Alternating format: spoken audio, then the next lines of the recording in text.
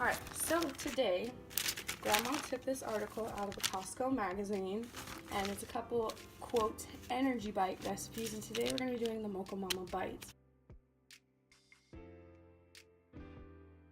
The ingredients you're going to need are going to be dates, mini chocolate chips, chia seeds, ground coffee, and oats. Not the quick oats, but the regular big ol' oats. The tools you're going to need are a food processor. We have a blender we're going to use, and a bowl to mix it all together. The first step is to process and blend the dates into a paste. So this looks like it's going to be a bit of a challenge because we tried making riced cauliflower in this blender before and it did not work very well.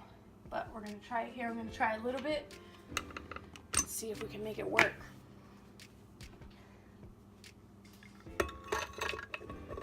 Just going to cover that bottom.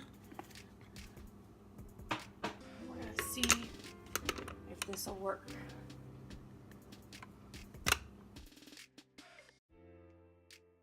Okay, so now it's starting to stick to the sides, so I'm going to take a spatula and try and scrape them down. See if that does anything. Because it's just looking more, it looks like quinoa almost at this point. It's not really looking like a paste, so I might have to go on Google and see if we need to add some liquid. The only main difference we did was that we used chopped dates instead of whole pitted dates, so that might be affecting the texture.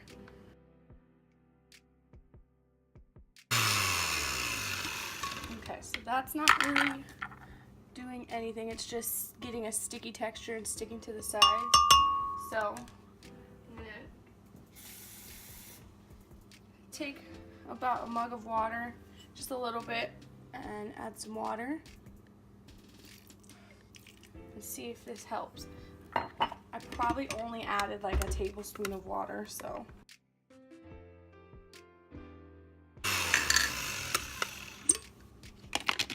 Still not looking like a paste. Getting worried. And there's no other like liquid ingredients to make this work, so I'm gonna add some more water. This time I added quite a bit.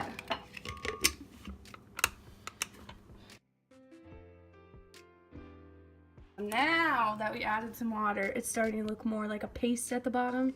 See up on the sides, the chunky nastiness, that's almost what it was, but now it's getting moisture in it and turning to a paste.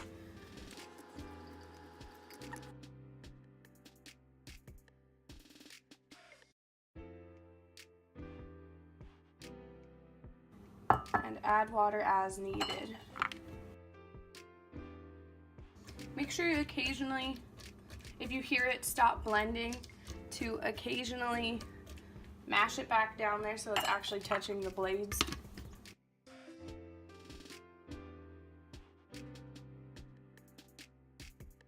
That's what it ended up looking like at the end, mainly because I got tired of trying to blend it. It's just not going to work for me.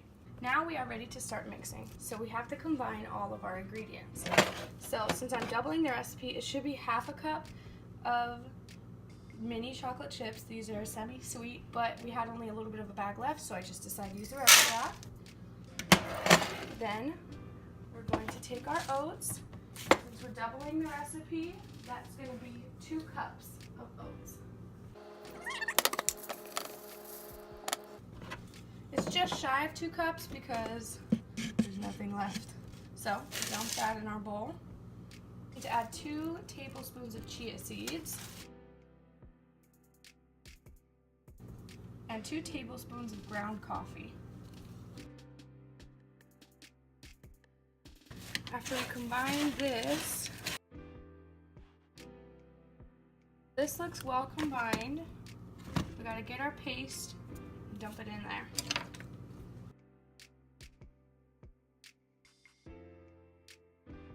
This is a trick to getting it off the blade. Just take it completely out of the blender. Be careful not to cut yourself, especially if you're as clumsy as me, but see how it's all gunked in around that blade. You want to get all that good stuff because that's the actual more pasted kind and not the more chunky kind.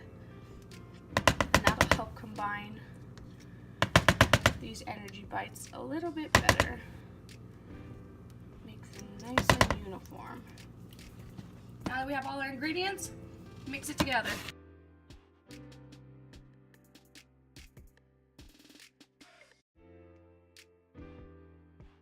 Okay, so you want to keep mixing this until you don't see any more lone dry pieces. And that's why I kept kind of stabbing it to expose that paste wet date mix, to expose it to the dry ingredients so it'll stick.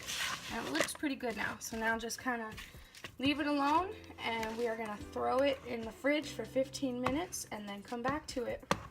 Quick productivity hack, guys, while you're waiting for your next step of your process, like our oats are chilling. Go ahead and clean up your workstation, because if you're like me, you're going to be too lazy when you're done and not going to want to do it. And now it's already done, huh, Grandma? Yep. Alright, so our timer just went off. What I'm taking is a cookie sheet and some parchment paper. I'm going to get the bowl, I'm going to roll them into little balls and just set them on here.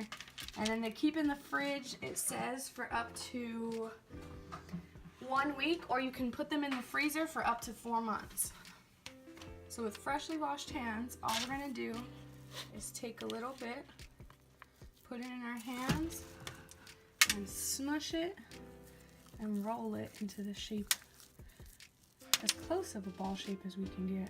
If there's fallout, don't worry about it. Just take that, squish it in there. Nobody's gonna know. Ain't that right, Grandma? That's right. Absolutely. And guess what? Even if it's ugly, we're still gonna eat it, right? You're still gonna eat it.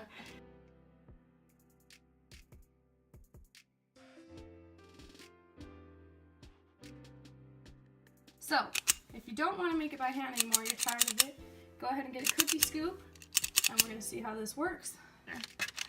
So the trick is to, when you have it in the bowl, press very hard against the edge to mush it deep down in there to keep its shape.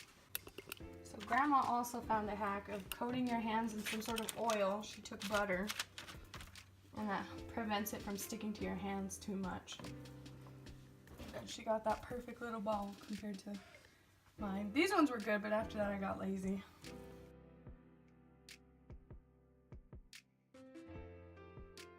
So just break out your butter lotion, and there you go, guys. The only thing I can judge about our batch is that the coffee instant espresso that it called for was not well mixed enough, because some of the ball that I had eaten was very overly coffee flavored, and some of them tasted completely fine, just a little bit of a hint of coffee, and you could really taste that date and espresso coming through. So my tip would be to gradually stir in the espresso to make sure it gets evenly combined.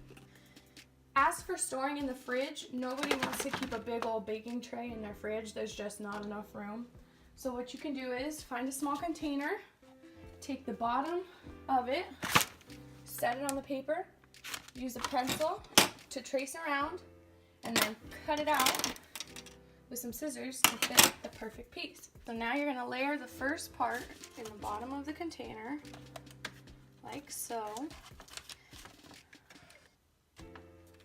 And the parchment paper again helps prevent it from sticking and saves your butt when you're trying to clean it later.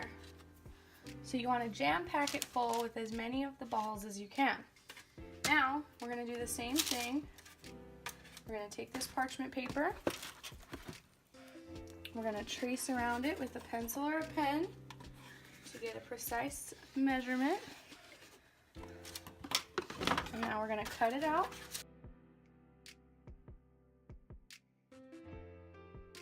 We're going to take this piece, set it on top of the pre-existing ones in the container, and layer.